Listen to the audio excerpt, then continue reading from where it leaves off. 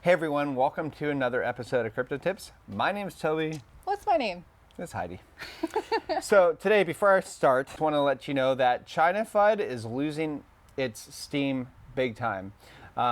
Just like Elon. Like most people don't even care anymore, really. Like it's just China really shot themselves in the foot when they came out with their mining, centralized mining shutdown. So it's not only encouraging decentralization on mining rigs around the world, which was like one of the number one arguments against Bitcoin, because everybody is worried about the centralization. All these mining rigs in the hands of so few.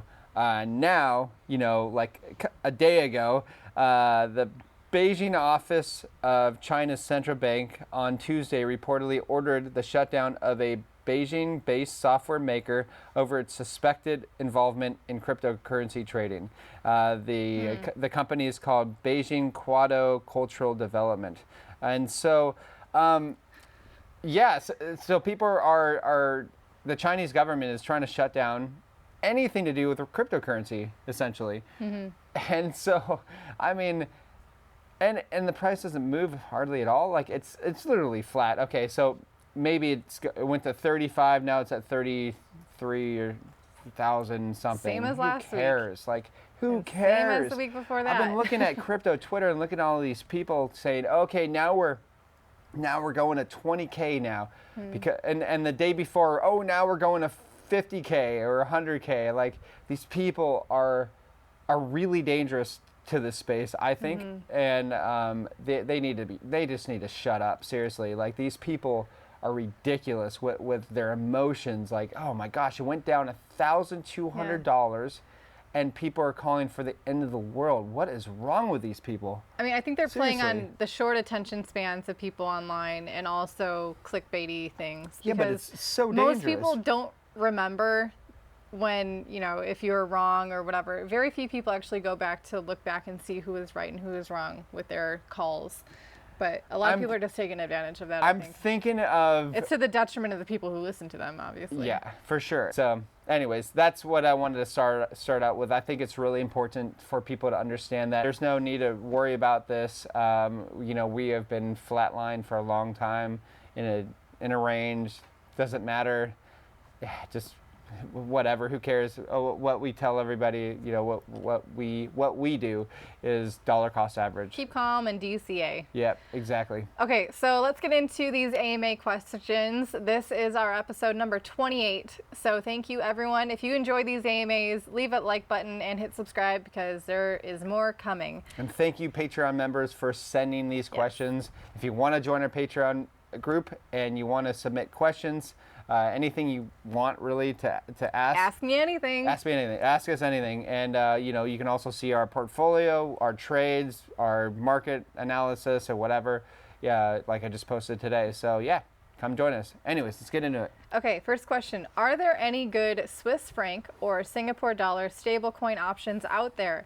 I'd like to move away from using USD stablecoins, but I'm also not keen on the euro, the British pound or Australian dollar stablecoins, and I'm looking for a more solid option. Well, they do exist. I did a bit of research. They do exist, but here's the thing. The volume is tragically low on these, as is the type of platforms that they are offered on.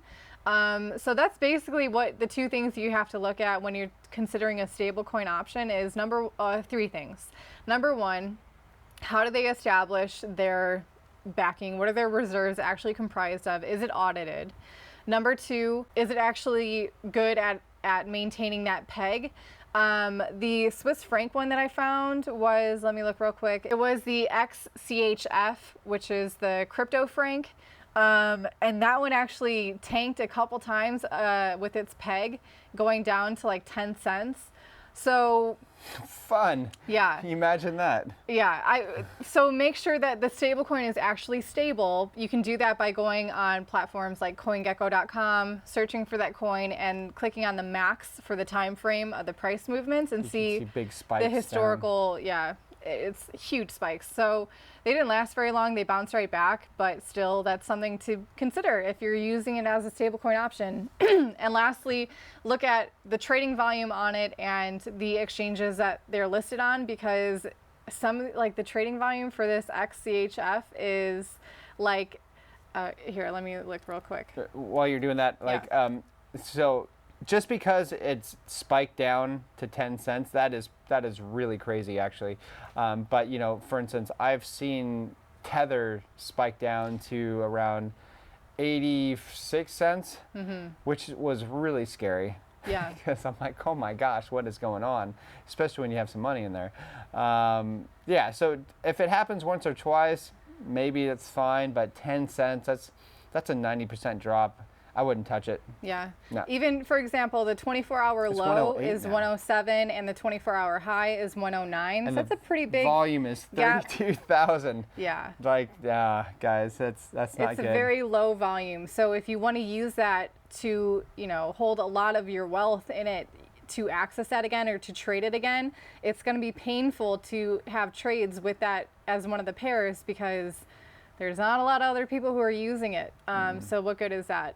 So definitely something to pay attention to. And Singapore dollar was even more scarce, basically. So they do exist, but I'm not sure they're necessarily better.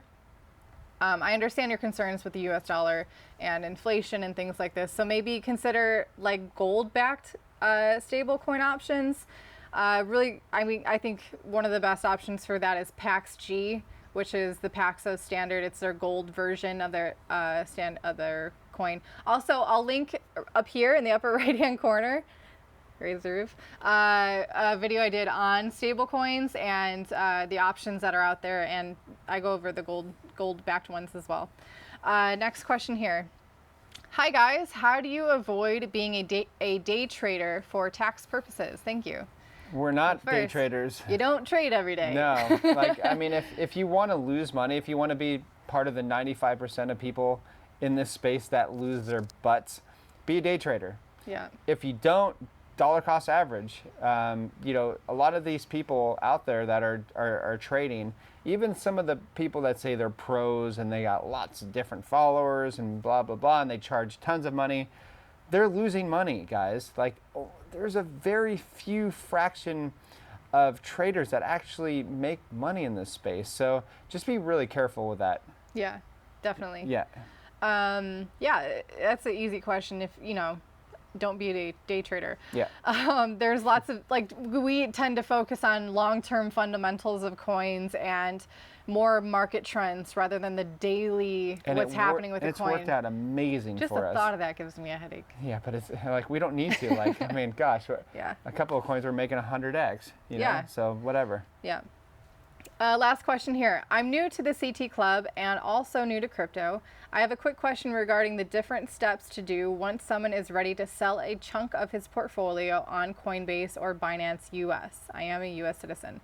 Now let's say I have some blank worth of Ether. He actually put the amount of money that he did say. That, guys. He did say let's say, but like even if you're doing a hypothetical situation, just err on the side of not putting out an amount of money. It's none of our business. Yeah, absolutely. It's none of our business, and you don't want to become a target for a hacker or a scammer who comes across that. And they're like, wow, he's working with some money. Let's try to get some.